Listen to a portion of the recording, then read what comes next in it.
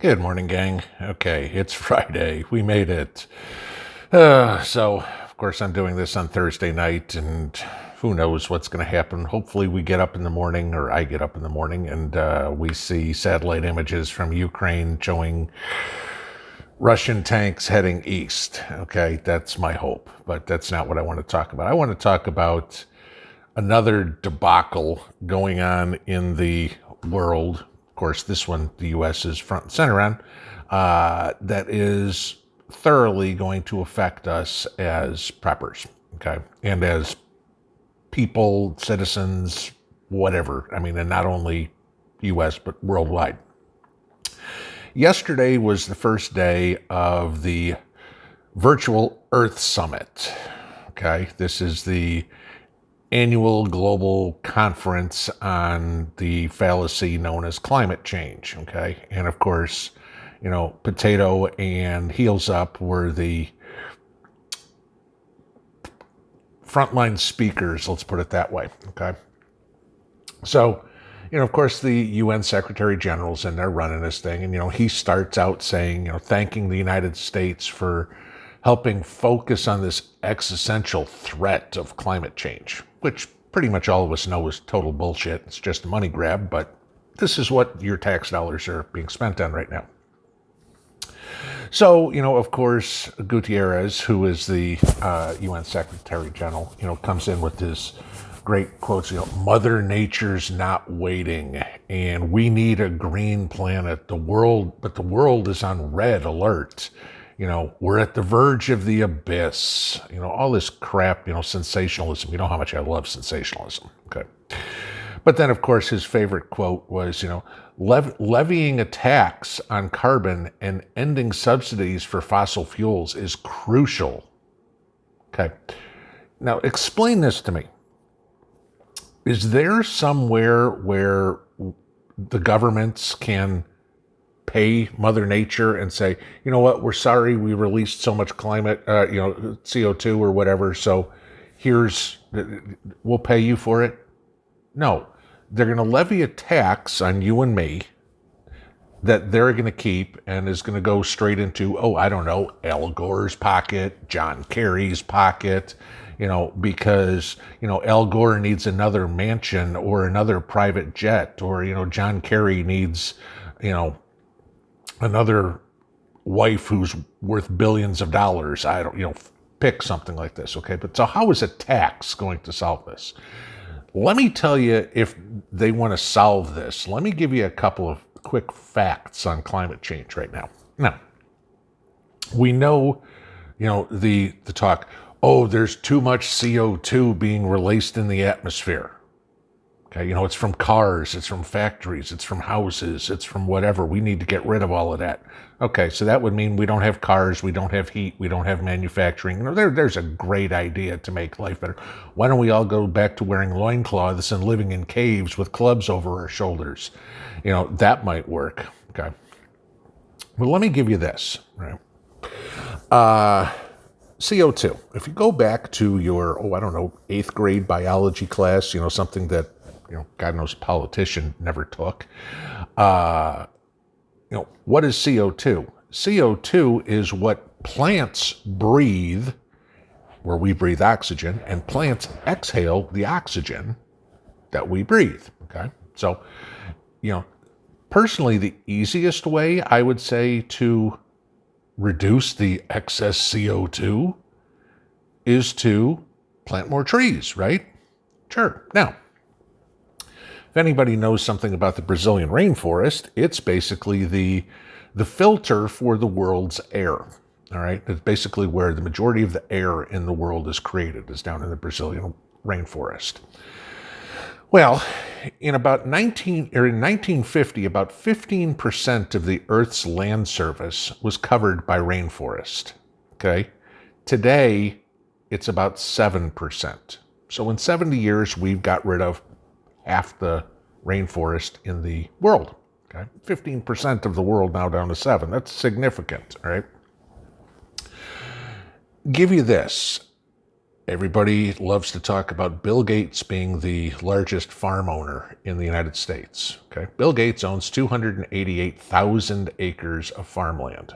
He's the largest farm owner. It's a lot, right? Okay. 200,000 acres of rainforest are burned every day. That's 150 acres lost every minute of every day. That's 78 million acres lost every year, okay?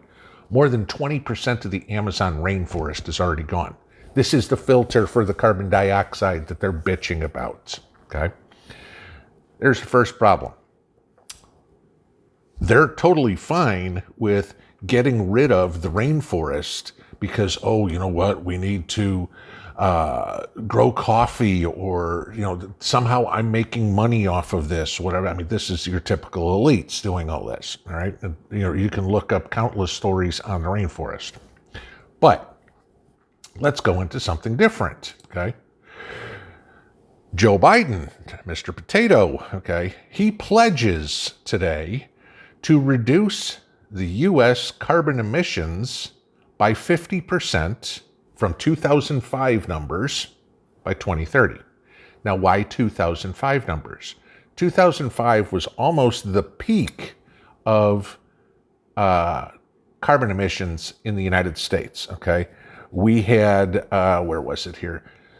7,423 million gigatons of carbon that we, or, I'm sorry, 7,423 gigatons of carbon that was expelled by the United States in 2005. In 2019, it was 6558.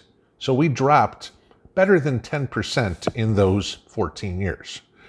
So now he's pledging to get us down to roughly 3,700, which means we're going to drop about another 2,800 gigatons here in the next 9 years.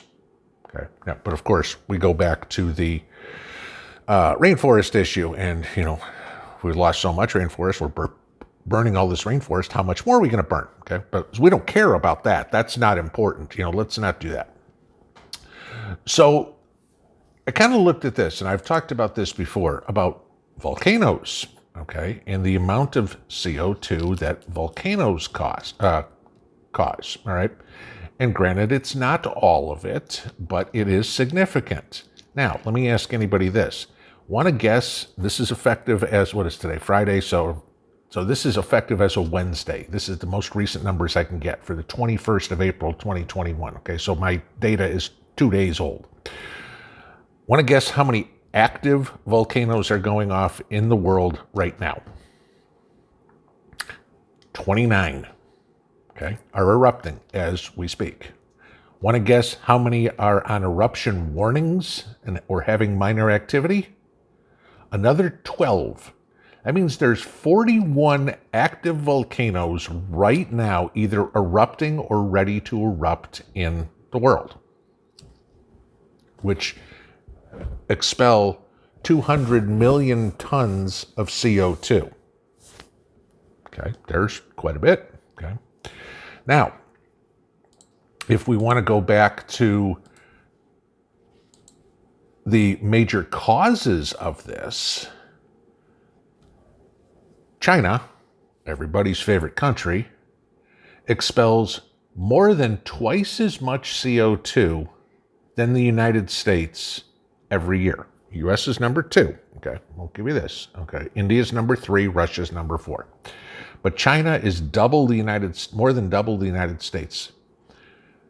What's China going to do? Nothing. So again, we, the Americans here who are watching the channel, we are expected to give up the heat in our house, give up the gas in our cars, give up manufacturing. And what's China get to do? Well, they still get to heat their house. They still get to drive a car. And, oh, by the way, they just can do more of the manufacturing. Okay. This is what the current administration is doing to you. They are going to tax you for your carbon emissions, irregardless of the fact that we aren't even close to being the major offender in all of this. Now, like I said earlier, who are we paying the taxes to? Is the big guy getting 10%? Gee, I don't know. Maybe, But I guarantee you it's going in the pockets of the Al Gores, the John Kerrys, the Greta Thunbergs of the world, okay? Because there's no scientific proof, zero, nada, that man is affecting the climate, okay? They can rattle on all they want. They can come up with all these bullshit ideas for electric cars. Gee, how's electricity generated? Oh, I don't know. Coal, oil, nuclear. Oh, we can't do nuclear. Okay. Oh, but we can do solar and wind. Okay, yeah, I'm going to have a sail car, right? Not a sailboat, a sail car, because that'll get me to, to work on time, or to the grocery store when I need to. Yeah. Guys, watch this stuff. I'm all for conserving energy. That's all a good idea. Conserving water or whatever it is. I don't want to say reducing my carbon footprint, but conserving energy. Okay, why do I want to conserve energy? I don't want the big electric bill. All right. But to add a tax to it makes zero sense. It's going to come out of my pocket and go into somebody else's who can do absolutely nothing for it. So what is it? It's basically a penalty. I'm going to get fined for using electricity, using gasoline, heating my house, building a product, whatever it would be. And the government, who's that great steward of money, is going to do what with it? Waste it, or put it in their pocket, or fly on their personal jet, or build a new mansion, or spend more time on the golf course, or put a new heated pool in their gated community or whatever. Do you think it's going to go back to the people? Hell no. Okay. This is part of what I'm saying is prepping, all right, is being active in your local communities. And this stuff has got to stop. We have, as preppers, have got to stand up to a lot of this stuff. Okay. Nobody wants to listen to the truth. Everybody goes, oh, Greta Thunberg, she's so cool. Or, gee, Al Gore said it, so it must be true. Okay. Listen to these mental midgets, and you're just as bad as they are. So, guys, this is what Potato in Charge is spending your money on, okay? As we're all struggling to make ends meet, watching inflation go on and everything. And his idea to help the world, help the country, do whatever, is to raise your taxes. Ain't that a grand idea? Have a good one. Pinball out.